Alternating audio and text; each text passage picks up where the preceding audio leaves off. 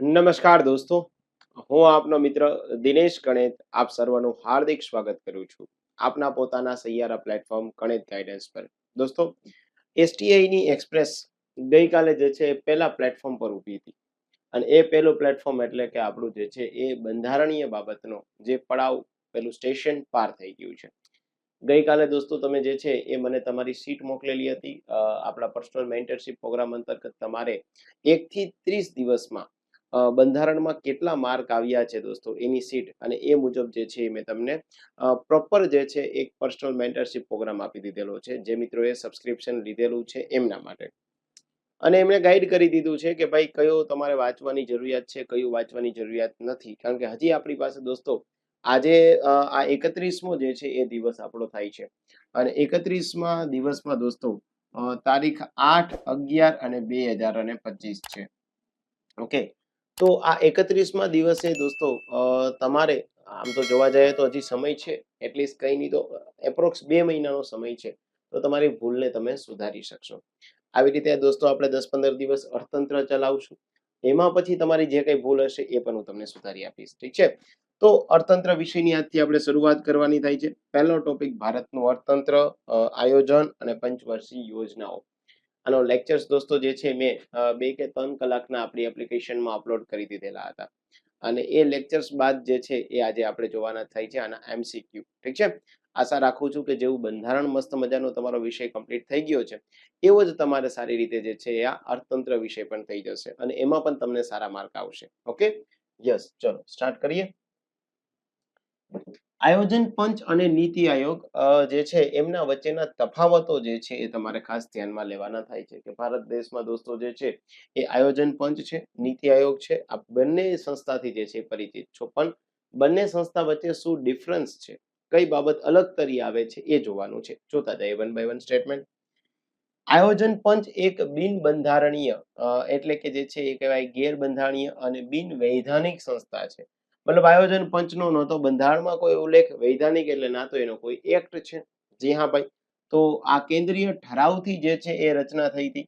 તો યાદ રાખવું પડશે દોસ્તો કે આયોજન પંચ જે છે એ કેન્દ્રીય ઠરાવ મતલબ કયા વ્યક્તિની ભલામણ, તો કે ભાઈ કેસી નિયોગી, આ કેસી નિયોગી સમિતિની ભલામણ બાદ દોસ્તો જે છે એ આયોજન પંચની સ્થાપના જે છે થઈ હતી.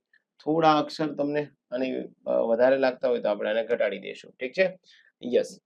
આયોજન પંચ કેન્દ્રથી રાજ્યોને ભંડોળની ફાળવણી કરવાની સત્તા ધરાવે છે જે નીતિ આયોગ પાસે નથી. જે તે વખતે દોસ્તો જે આયોજન પંચ હતું એ શું કરતું હતું કે ભાઈ રાજ્યોને ભંડોળની ફાળવણી પણ કરતું હતું, જ્યારે નીતિ આયોગ આવું કરતું નથી. કેમ? કારણ કે નીતિ આયોગ દોસ્તો જે છે એ એક પ્રકારનું થિંક ટેન્ક છે. નીતિ આયોગ માત્ર સલાહકારી બાબતે છે. તો આ વાત સાચી છે કે ભાઈ એક માત્ર શું છે તો કે થિંક ટેન્ક પ્રકારની જે છે એમની ભૂમિકા રહે છે. નીતિ આયોગે આયોજન પંચની ટોપ ટુ ડાઉન અભિગમની જગ્યાએ બોટમ ટુ ટોપ અભિગમને જે છે એ પ્રોત્સાહન આપ્યું છે. મતલબ ફેડરલિઝમ સિસ્ટમ જે છે યાની કે સહકારી સંઘવાદ ને પ્રોત્સાહન જે છે એ આપે છે. તો કે જી હા ભાઈ, આ પણ સાચું છે. તો સ્ટેટમેન્ટ 1, 2 અને 3 આ ત્રણેય સાચા પડતા હોય તો તમારો રાઈટ આન્સર શું આવી જશે દોસ્તો? ડી તમારો જે છે એ રાઈટ આન્સર આવી જશે. Okay, yes. તો આટલું આવડવું જોઈએ તમને અને આ મસ્ત મજાની રીતે જે છે એ તમારો ટોપિક જે છે એ ક્લિયર થતો જાય છે. ડન. તો પહેલો ક્વેશ્ચન જે છે એ આશા રાખું કે સાચો પડ્યો હશે અને જેવી રીતે બંધારણમાં દોસ્તો તમારી જે છે ધીરે ધીરે સારી પકડ આવી ગઈ છે એમ અર્થતંત્ર વિષયમાં સારી પકડ આવી જશે, એ આપ ચિંતા ન કરો. હે ને? ઓકે, ચલો નેક્સ્ટ ક્વેશ્ચન તરફ હું જાઉં છું. અર્થતંત્રમાં ફુગાવાની અસર અને ફુગાવાની અસર બાબતના દોસ્તો તમારે જે છે એ ક્વેશ્ચન જે છે સાચા જોવાના થાય છે. ફુગાવો ભાવ સ્તરમાં સતત અને સર્વગાહી વધારો, નાણાંની ખરીદ શક્તિમાં જે છે એ વધારો કરે છે. ના, કોઈ પણ પ્રકારનો ફુગાવો હોય ને દોસ્તો તો એ ફુગાવો ઇન્ફ્લેશન નાણાંની ખરીદ શક્તિમાં જે છે એ વધારો ન કરે. શું કામ? કારણ કે તમે બહુ બધા પૈસા લઈને જાઓ ત્યારે એ વસ્તુ બહુ ઓછી આવે. ફોર એક્ઝામ્પલ તરીકે દોસ્તો હું તમને એવું કહું કે ભાઈ અત્યારે આપણે કોઈ બ્રેડનું પેકેટ લેવા જવું હોય, મને નથી ખબર કે બ્રેડનું પેકેટ કેટલાનું આવે છે, બટ એપ્રોક્સ માની લો કે કદાચ બ્રેડનું પેકેટ જે છે તમારા ઘરે સેન્ડવિચ બનાવી છે તો 40 રૂપિયાનું આવે છે, આવડું પેકેટ આવે છે. અને આપણે ત્યાં બહુ બધો ફુગાવો થઈ જાય, લોકો પાસે બહુ બધા પૈસા થઈ જાય અને આવડું જ પેકેટ 400 રૂપિયા દેતા આપણને મળે તો શું થાય? હેને? તો આનાથી શું થયું? તો કે ભાઈ વ્યક્તિ જે છે એ વ્યક્તિની નાણાંની ખરીદ શક્તિમાં ઘટાડો થયો છે, વધારો ન થાય. હા, 40 રૂપિયાની જગ્યાએ તમે 14 રૂપિયા આપો છો તો ઓકે છે. પણ આને શું બોલાય દોસ્તો? 3P, purchasing power parity. એટલે પેલું પબ્લિક પ્રાઇવેટ પાર્ટનરશિપ વાળું ન લાવતા ને, હે ને? કે ભાઈ બે દેશ જે છે એની ખરીદ શક્તિની તુલનામાં જે છે એ કેવી બાબતો જોવા મળે છે, તો એને કહેવાય 3P, યાની કે નાણાંની ખરીદ શક્તિ શું થાય દોસ્તો? તો કે વધારો નહીં, ઘટાડો થાય. એટલે પહેલું સ્ટેટમેન્ટ ગલત. ફુગાવા દરમિયાન દેવાદારોને ફાયદો થાય છે, જ્યારે લેણદારોને જે છે એક પ્રકારનું નુકસાન થતું હોય. જી હા ભાઈ, કોઈ પણ પ્રકારનો દેવાદાર છે દોસ્તો તો એને ફાયદો થાય છે, હે ને? પૂર્ણ રોજગારીની સ્થિતિ પછી પણ ભાવ વધ્યા કરે તો જ તેને સાચો ફુગાવો જે છે એ ગણી શકાય. પૂર્ણ રોજગારી, હે ને? તમામ પ્રકારના લોકોને જે છે એ રોજગારી મળે અને ત્યારબાદ જો કોઈ વધારો થાય તો આને ટ્રુ ઇન્ફ્લેશન કહેવાય. આને શું કહેવાય દોસ્તો? ટ્રુ ઇન્ફ્લેશન કહેવાય. તો પછી જે છે એ આને સાચો ફુગાવો કહી શકાય. યાની કે આ ત્રીજું સ્ટેટમેન્ટ પણ તમારું સાચું થઈ જશે. તો બીજું અને ત્રીજું સ્ટેટમેન્ટ સાચું છે. આવું આપણે જોવા જઈએ તો દોસ્તો તમારું સી આન્સર જે છે એ રાઈટ આવી જશે. Okay, done. ચલો બીજો question complete. Then third one. પંચવર્ષીય યોજનાઓ અને પંચવર્ષીય યોજનાઓના દોસ્તો વિકાસ મોડેલ જે છે અને એની મુખ્ય વ્યૂહરચના સાથે જોડવાના થાય છે. મેં તમને પંચવર્ષીય યોજનાના દોસ્તો 2 લેક્ચર આપેલા છે. 2 લેક્ચરનું મટીરિયલ પણ આપના સુધી પહોંચતા કર્યું છે. અને એ પંચવર્ષીય યોજનામાં દોસ્તો જે છે એના મોડેલ મેં તમને કીધું હતું કે ખાસ યાદ રાખજો, હે ને? તો પહેલું છે પ્રથમ પંચવર્ષીય યોજના, હે ને? તો પ્રથમ પંચવર્ષીય યોજના કયા મોડેલ આધારિત છે દોસ્તો? હેરોલ્ડ ડોમર મોડેલ આધારિત છે. કયું? તો કે ભાઈ હેરોલ્ડ ડોમર જે છે એ મોડેલને કેવું કહેવાય? તો કે ભાઈ જે છે એ ત્યારબાદ દોસ્તો જે છે એ દ્વિતીય પંચવર્ષીય યોજના નહેરુ અને પીસી મહાલનોબિસ, અને નહેરુ પણ કહેવાય અને પીસી મહાલનોબિસ, પ્રફુલ્લચંદ્ર મહાલનોબિસ મોડેલ ઉપર આધારિત છે. તો બીજામાં જે છે એ એક આવશે. ત્રીજામાં ત્રીજી પંચવર્ષીય યોજના દોસ્તો, તો ત્રીજી પંચવર્ષીય યોજના, ત્રીજી અને ચોથી આમ તો બંનેને ગાડગિલ ફોર્મ્યુલા કહેવાય, હે ને? ગાડગિલ ફોર્મ્યુલા કહેવાય. આને કહેવાય સુખમય ચક્રવર્તી મોડેલ. સુખમય ચક્રવર્તી મોડેલ, ઠીક છે? યસ. અને પાંચમી પંચવર્ષીય યોજના ગરીબી હટાવવાનો સૌપ્રથમ જે છે નારો લગાવવામાં આવ્યો. તો 2-1-4-3 આવ્યું. 2-1-4-3 એ આવી જશે. હવે જો આના માટે તમારે પંચવર્ષીય યોજનાના લેક્ચર જોવા પડે. આના માટે તમારે જે છે વ્યવસ્થિત મટીરિયલ રેડી કરવું પડે. પછી તમે ઉપર છેલ્લું વાંચીને જાઓ તો તમે સર 3 માંથી એકય નથી આવડ્યો, તો ના જ આવડે ને મુન્ના. આપણી એપ્લિકેશનમાં દોસ્તો તમારે STI નો સંપૂર્ણ કોર્સ લેવો હોય તો પણ લઈ શકશો, અને અર્થતંત્રનો સ્પેશિયલ કોર્સ લેવો હોય તો પણ તમે લઈ શકશો. એમાં કોઈ ચિંતાનો વિષય નથી. પણ હું તમને રિકમેન્ડેડ કરીશ કે ભાઈ અર્થતંત્રનો કોર્સ ન લેતા સંપૂર્ણ કોર્સ લેજો, જેથી બધા વિષયો સારી રીતે તમે ભણી શકો છો. ઓકે, અને અર્થતંત્રનો સ્પેશિયલ કોર્સ લેવો હોય તો એનો ડેમો લેક્ચર પણ આપણી એપ્લિકેશનમાં અવેલેબલ છે. એ પણ તમે જે છે એ જોઈ શકો છો. ઠીક છે? યસ. ચલો આગળ વધો.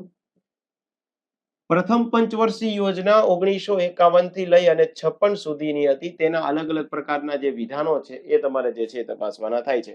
તો પ્રથમ પંચવર્ષીય યોજનાના કયા વિધાનો જે છે એ સાચા છે? તો કે આ યોજના હેરોલ્ડ ડોમર મોડેલ ઉપર આધારિત હતી. યાદ રાખવાનું કે ખાલી ફક્ત એક સેન્ટેન્સ વાંચી અને જવાબ નહીં આપવાનો. હેરોલ્ડ અને ડોમર મોડેલ ઉપર જે છે આધારિત હતી. તો કે હા ભાઈ. અને ભારે ઉદ્યોગના વિકાસને પ્રાથમિકતા નહીં. જો અહીંયા ગલત થઈ જાય, કારણ કે આપણે દોસ્તો કૃષિને પ્રાથમિકતા આપીએ. પેલી યોજનામાં તો દોસ્તો 1951 થી 56 ક્યાં આપણી પાસે ઉદ્યોગ હશે ભાઈ? યોજનામાં કૃષિ સિંચાઈને મુખ્ય પ્રાથમિક ક્ષેત્ર તરીકે પસંદ કર્યા. જી હા, એ વસ્તુ તો સાચી છે ભાઈ, કે ભાઈ કૃષિ અને સિંચાઈને જે છે એ પ્રાથમિક આપવામાં આવી.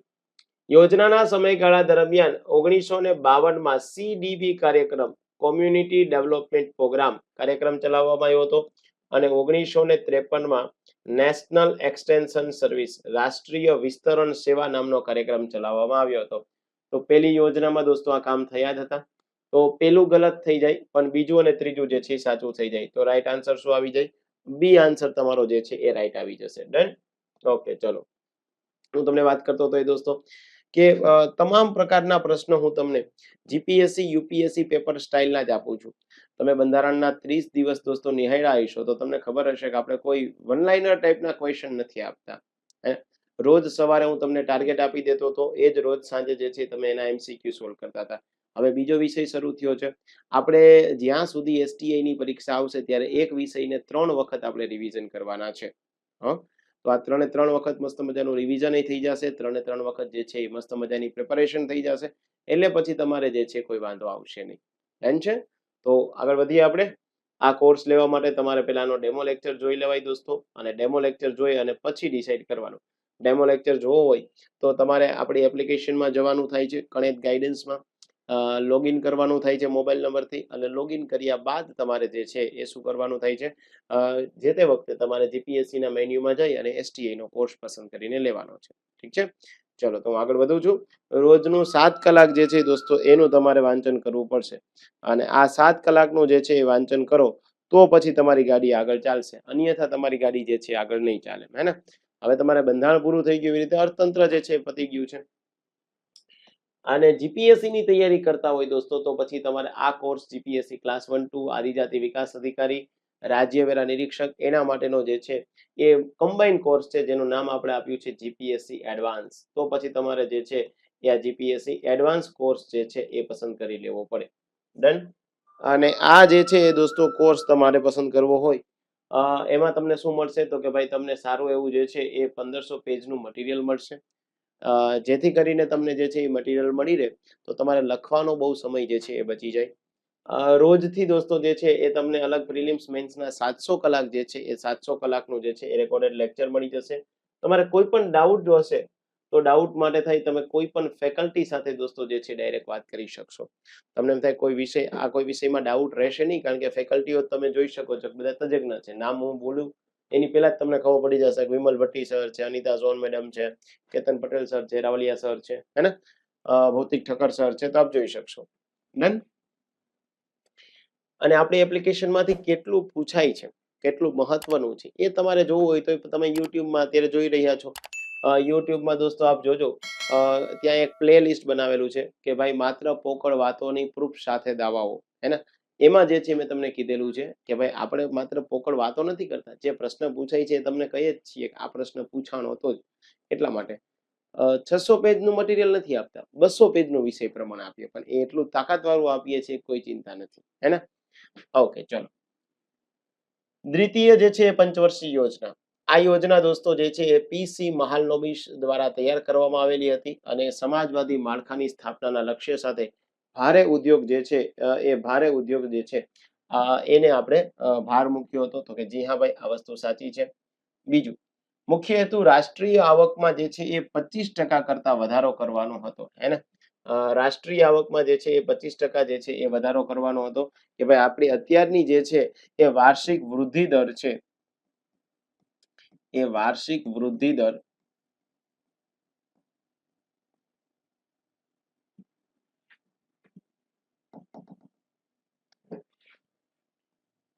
વાર્ષિક વૃદ્ધિ દર 5% વધારો કરવાનો. કેટલા ટકા? 5% વધારો કરવાનો. ડન છે? યસ. યોજનાના સમયગાળા દરમિયાન ભિલાઈ મતલબ કે રશિયાની જે છે મદદથી, ભિલાઈ એટલે છત્તીસગઢ, રાઉરકેલા કે જે જર્મનીની મદદથી દોસ્તો, હે ને, અને દુર્ગાપુર દોસ્તો અને બ્રિટનની મદદથી જે છે એ સ્થાપિત કરવામાં આવ્યા હતા સ્ટીલ પ્લાન્ટ. તો કે જી હા ભાઈ, આ સ્ટીલ પ્લાન્ટ જે છે એ સ્થાપિત કરવામાં આવેલા હતા. તો 1 2 અને 3 જે છે તમારા વિધાન સાચા થઈ જાય તો કયું આવશે? તો કે ડી તમારો ઓપ્શન જે છે અહીંયા સાચું આવીને બની જશે. યોજના અવકાશ. યસ, આ ક્વેશ્ચન બહુ બધી વખત પૂછાયેલો દોસ્તો, શાંતિથી વાંચજો અને પછી જે છે આનો આન્સર આપજો. ઓકે. યોજના અવકાશનો સમયગાળો 1966 થી 1969 નો રહ્યો. શું કામ ભાઈ? કારણ કે દોસ્તો જે છે એ ત્રીજી પંચવર્ષીય યોજના દરમિયાન ઘણો બધો દુષ્કાળ પડ્યો, કમોસમી વરસાદ પડ્યો હતો. એ સમયગાળા દરમિયાન દોસ્તો બે આપણે યુદ્ધ ચીન અને પાકિસ્તાન સાથે જોયા, યાની એ પણ નુકસાની થઈ. યાની કે ત્રીજી યોજના પૂરી કરી પછી આપણી પાસે એવી સક્ષમતા નહોતી કે આપણે ચોથી યોજના શરૂ કરીએ. એટલે 1966 થી 69 કોઈ યોજના ન બનાવી, એક વર્ષ માટેનો પ્લાન બનાવ્યો, જેથી ત્રીજી યોજનાની નિષ્ફળતાના લીધે જે છે આપણે 1966 થી 1969 જે છે એ કેવું? તો કે ભાઈ આપણે ત્યાં યોજના અવકાશ કહેવાય. યોજના અવકાશમાં મેં તમને કીધું એવું કે 62 અને 65 નું યુદ્ધ અને ગંભીર દુષ્કાળ હતો, એના લીધે જે છે આ લાવવામાં આવ્યું. અને એટલા જ માટે જે છે એ ત્રીજી પંચવર્ષીય યોજના એવી હતી દોસ્તો કે જ્યાં આપણને કૃષિ ક્ષેત્રે સૌથી ઓછું જે છે એ પ્રગતિનો દર આપણને મળ્યો. સમયગાળા દરમિયાન દેશની નિકાસને પ્રોત્સાહન આપવા માટે ભારતીય ચલણનું જે છે અવમૂલ્યન, જોજો ડીવેલ્યુએશન કર્યું છે, હે ને? તો ડીવેલ્યુએશન જે છે એ ક્યારે કર્યું હતું? 1966 માં કર્યું હતું, જેથી કરીને આપણે નિકાસને જે છે એ પ્રોત્સાહન આપી શકાય. તો ડીવેલ્યુએશન જે છે કર્યું. જોજો ડીમોનિટાઇઝેશન નથી કર્યું, બુધાવ યાદ રાખજો. અમુક પાછા કહે કે સર આ પણ આપણે તો 1978 માં નહોતું કર્યું, પણ આ નોટબંધી નથી. બીજાની કમ્પેરિઝનમાં આપણા રૂપિયોની મૂલ્ય ઘટાડી દીધું, એને શું બોલાય? ડીવેલ્યુએશન કહેવાય. તો આ વસ્તુ પણ તમારી સાચી થઈ જાય. તો 1, 2 અને 3 આ ત્રણેય સાચા થઈ જાય તો તમારો આન્સર કયો આવી જશે? ડી આન્સર તમારો રાઈટ આન્સર આવશે. એટલે હું તમને કહેતો હોય કે આવા પ્રશ્ન તમે જોઈને જાઓ તો કન્ફ્યુઝ ના થાવ. પછી પેલી પરીક્ષામાં ડાયરેક્ટ બેઠા હશો ને કન્ફ્યુઝ થશો, હે ને? ઓકે, ચલો. 7મો ક્વેશ્ચન, પાંચમી પંચવર્ષીય યોજના 74 to 79 હતી. તેના મુખ્યત્વે જે છે એ બાબતો તમારે ધ્યાનમાં રાખવાના થાય છે કે પાંચમી પંચવર્ષીય યોજનામાં જે છે એ કઈ બાબતો છે. ડીપી ધર, હે ને? ડીપી ધર દ્વારા તૈયાર કરવામાં આવી હતી, જેનો મુખ્ય ઉદ્દેશ્ય ગરીબી હટાવવો અને આત્મનિર્ભરતા જે છે પ્રાપ્ત કરવાનો હતો. યસ ભાઈ, ભારત દેશમાં ગરીબી હટાવવાનો સૌપ્રથમ જે છે એ નારો ક્યારે લગાડવામાં આવ્યો હતો? તો કે પાંચમી જે છે એ પંચવર્ષીય યોજના. ગરીબી હટાવો સૂત્ર આ દરમિયાન જે છે આપવામાં આવ્યું હતું. યસ, આ યોજના મોરારજી દેસાઈની આગેવાની હેઠળની નવી સરકાર 1978 માં સમયપત્રક પહેલા જ પૂર્ણ કરી દીધી. હા, યોજના લાવ્યા હતા 74 માં, 79 માં પૂરી થતી હતી, પરંતુ 78 માં આમ જોવા જઈએ તો 77 માં જે છે એ કટોકટી ઇન્દિરા ગાંધી હટાવી. ત્યારબાદ ઇન્દિરા ગાંધીની વિરુદ્ધમાં દેશમાં એક માહોલ બન્યો કે ઇન્દિરા ગાંધીએ ખોટી રીતે કટોકટી હટાવી લગાવી હતી, અને એટલા માટે 1978 માં જનતા પાર્ટીની સરકાર આવી ગઈ. અને એ જનતા પાર્ટીની સરકારે જે છે એ પંચવર્ષીય યોજનાની જગ્યાએ દોસ્તો કયો પ્લાન લાવ્યા હતા? તો કે રોલિંગ પ્લાન લાવ્યા હતા. એટલા માટે થઈ અને 1978 માં જે છે રોલિંગ પ્લાન લાવવામાં આવ્યો હતો. તો હા ભાઈ, 78 માં જે છે પૂર્ણ કરી દેવામાં આવી, જે એકચ્યુઅલમાં પૂર્ણ થતી હતી 79 માં. તો 1, 2 અને 3 ત્રણેય વિધાન તમારા સાચા થઈ જાય તો એવું કયું થઈ જશે? ડી ઓપ્શન તમારું સાચું થઈ જશે. Okay, yes. ચલો, આઠમી પંચવર્ષીય યોજના 1992 થી 1997 હતી. એ પણ તમારે જે છે જોઈ લેવાનું થાય છે કે ભાઈ આઠમી પંચવર્ષીય યોજના જે છે એ શું કહેવા માંગે છે આપણને? તો કે યોજના 1991 માં થયેલા એલપીજી સુધારા, હે ને? એલપીજી લિબરલાઇઝેશન, પ્રાઇવેટલાઇઝેશન, ગ્લોબલાઇઝેશન સુધારા પછી તૈયાર કરેલી પ્રથમ યોજના હતી. હા ભાઈ, કે ભાઈ આપણે ત્યાં દોસ્તો જે છે એ એક વર્ષના પ્લાન, એક તો દોસ્તો જે છે 1 વર્ષનો પ્લાન 1966 થી 1969 સુધી હતો, અને બીજો પ્લાન જે છે એ 90 થી 92 સુધી હતો, હે ને? કારણ કે હમણાં મેં તમને કીધું કે ત્રીજી પંચવર્ષીય યોજના જે છે એની નિષ્ફળતા અને અલગ અલગ પ્રકારના યુદ્ધ જોયા એટલે, અને 92 થી 97 એટલો બધો રૂપિયો આપણો જે છે એ ગગડવા માંડ્યો. આપણે ત્યાં બધી જ પ્રકારની જે છે એ કેવું થઈ ગયું હતું કે નિકાસ ઓછી થઈ ગઈ અને આપણી પાસે આવક જે છે એટલે આયાત વધારે કરવા માંડ્યા હતા. યાની કે આપણે દોસ્તો જે એક્સપોર્ટ ઇમ્પોર્ટ થતું એનું બેલેન્સ થવું જોઈએ. આપણે અમુક વસ્તુ જે નેચરલ પ્રોડક્ટ છે એ નેચરલ પ્રોડક્ટ આપણા દેશમાં થાય છે તો આપણે એને એક્સપોર્ટ કરી દઈએ, અને જે વસ્તુ ક્રૂડ ઓઇલ છે એ આપણા દેશમાં નથી થતી તો અન્ય રાષ્ટ્રમાંથી આપણે ઇમ્પોર્ટ કરીએ. તો આ જે છે પરિસ્થિતિ ઉદ્ભવી અને એટલા માટે થઈ અને 1992 જે છે આર્થિક પરિસ્થિતિ નબળી હતી એટલે પંચવર્ષીય યોજના ન શરૂ કરી શક્યા. સો જે છે એ આ વાત સાચી છે કે કેન્દ્રીય જે છે એ સરકાર દ્વારા આર્થિક ઉદારીકરણ સુધારા પછી તૈયાર કરેલ પ્રથમ યોજના, અને કેન્દ્રીય આયોજનમાંથી બજાર આધારિત અર્થતંત્ર તરફના જે છે સંક્રમણના સંચાલન કરવાનું થયું. મુખ્ય ઉદ્દેશ શું હતો દોસ્તો? હ્યુમન ડેવલપમેન્ટ હતું, પ્રાથમિકતા આપવાની, જેમાં રોજગારી સર્જન કરવું, વસ્તીની જે છે વૃદ્ધિ નિયંત્રણ કરવી, એની ઉપર ભાર મૂકવો, જેથી કરીને જે સરકાર યોજના બનાવે છે એને યોગ્ય અમલ કરી શકાય. યોજનાનો લક્ષિત વાર્ષિક વિકાસ દર 5.6% હતો, જ્યારે પ્રાપ્ત થયો હતો દોસ્તો 6.7%. મેં તમને આજે જ લેક્ચરમાં સવારે કીધું હતું કે ભાઈ આપણે ત્યાં જે છે એ પંચવર્ષીય યોજનામાં કેટલા મુદ્દા યાદ રાખશો? તો કે ભાઈ પંચવર્ષીય યોજનામાં આપણે એક મુદ્દો યાદ રાખશું કે વર્ષ, કયા વર્ષથી કયા વર્ષ સુધી યોજના છે. બીજું યાદ રાખશું દોસ્તો એમનો મોડેલ. ત્રીજું યાદ રાખશો કે ભાઈ એમની જે કંઈ પણ પ્રકારની ડેવલપમેન્ટની ગતિવિધિઓ છે એ અને પછી એમના હેતુઓ. આ 4 વસ્તુ તમારે યાદ રાખવાની થાય. તો જ્યાં સુધી ડિમાન્ડ છે દોસ્તો કે ભાઈ કયા વિધાન સાચા છે, તો એનો મતલબ થઈ જશે કે ભાઈ ડી આન્સર તમારો રાઈટ છે. બધા વિધાનો જે છે એ કેવા છે? સાચા છે. Okay, yes. થોડું વ્યવસ્થિત જે છે એ વાંચજો.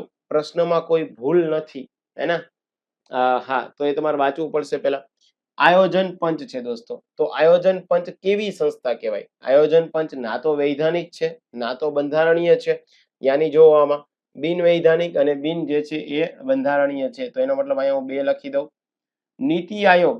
નીતિ આયોગ કેવી સંસ્થા છે દોસ્તો? હે આયોજન પંચ આમ જોવા જાય તો આયોજન પંચ જે તે વખતે જ્યાં સુધી ક્વેશ્ચનની ડિમાન્ડ છે ત્યાં સુધી તમે કહી શકો કે નાણાકીય ફાળવણી જે છે એનો અધિકાર ધરાવતી સંસ્થા હતી. ત્યારે મેં તમને પહેલો ક્વેશ્ચન આપ્યો ને કે આયોજન પંચ જે છે નાણાકીય ફાળવણી જે તે વખતે કરાવતી હતી, જે નીતિ આયોગ નથી કરાવતી. નીતિ આયોગ તો કેવી સંસ્થા છે દોસ્તો? તો કે ભાઈ બિન વૈધાનિક, બિન જે છે બંધારણીય. રાષ્ટ્રીય વિકાસ પરિષદ એ પણ આવી જ સંસ્થા છે. અને નાણાં પંચ કેન્દ્ર સરકાર રાજ્ય સરકાર વચ્ચે કરનું જે છે એ વહેંચણીનું વિતરણ કરે છે. તો હા, તો 3-2-2-4 3-2-2-4 આ યાદ રાખવાનું, હે ને? એટલે હું તમને કહેતો હતો કે એક જો ત્યાં લખ્યું વૈધાનિક સંસ્થા, આમાંથી કોઈ વૈધાનિક સંસ્થા છે જ નહીં. આ સંસ્થા બી કેવી છે દોસ્તો? તો કે આ સંસ્થા એ બંધારણીય છે. આ સંસ્થા તો બંધારણીય છે. આ સંસ્થા તો અર્ધન્યાયિક સંસ્થા છે.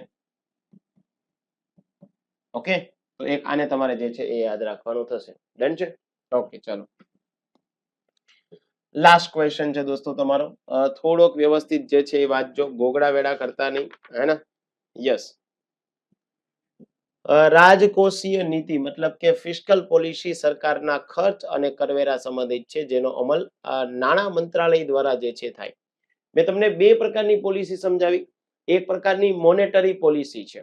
મોનેટરી પોલિસીનું સંચાલન આરબીઆઈ દ્વારા થાય. આરબીઆઈ એક્ટ 1934 ની સેક્શન 45 ZB, હે ને? આ બાબતથી થાય. અને જે ફિસ્કલ પોલિસી છે, તો ફિસ્કલ પોલિસી જે છે એ કોના દ્વારા? તો કે ભાઈ ગવર્નમેન્ટ ઓફ ઇન્ડિયાના માધ્યમથી નાણાં મંત્રાલય જે છે એ નક્કી કરે છે. ફુગાવાને નિયંત્રિત કરવા માટે reserve bank of India repo રેટને જે છે ઘટાડો કરે છે.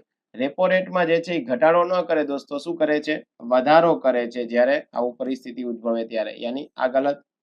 અર્થતંત્રમાં મંદી હોય ત્યારે જાહેર ખર્ચમાં વધારો કરી કરવેરામાં ઘટાડો કરી રાજકોષીય નીતિનો ઉપયોગ કરી શકાય. જી હા ભાઈ. તો 1 અને 3 તમારું સાચું છે. તો એનો મતલબ થઈ જશે દોસ્તો એ જે છે તમારો રાઈટ આન્સર આવશે. તો આજે ડે જે છે અને એ ડે 31 જે છે એ હું અહીંયા પૂરું કરું છું. આવતીકાલે અને પરમ દિવસે દોસ્તો તમારા માટે કૃષિ અને કૃષિ ક્ષેત્રનું માળખું, તમારા જે છે સિલેબસના ટોપિકમાં કૃષિ ક્ષેત્ર આપેલું જ છે. કૃષિ ક્ષેત્રના લગભગ મેં 6 કે 7 લેક્ચર અપલોડ કરેલા છે. તો આવતીકાલે દિવસ દરમિયાન આ કૃષિ ક્ષેત્રનું માળખું ભણી લેવાનું છે અને પછી જે દોસ્તો એના રિવિઝન કરવાનું થાય છે આપણે. ઓકે, તો સાંજે પાછા આવતીકાલે 9 વાગ્યાના ટકોરે નવા કોઈ મિત્રો હોય એમને થયું સર હા આવું પૂછાય છે અને અમારે જોડાવવું છે, તો આપ દોસ્તો જે છે એસટીઆઈ નું સબસ્ક્રિપ્શન લઈ અને કનેક્ટ ગાઈડન્સ સાથે જે છે જોડાઈ શકો છો. અને એવા કોઈ મિત્રો છે કે ના સર જોડાવવું નથી, એમસીક્યુ માં મજા આવે છે અને આપને મજા આવતી હોય તો આપ લાઈક શેર સબસ્ક્રાઇબ જે છે જરૂરથી કરી શકો. ઠીક છે, ચલો તો આવજો, bye bye, Siya, thank you very much દોસ્તો.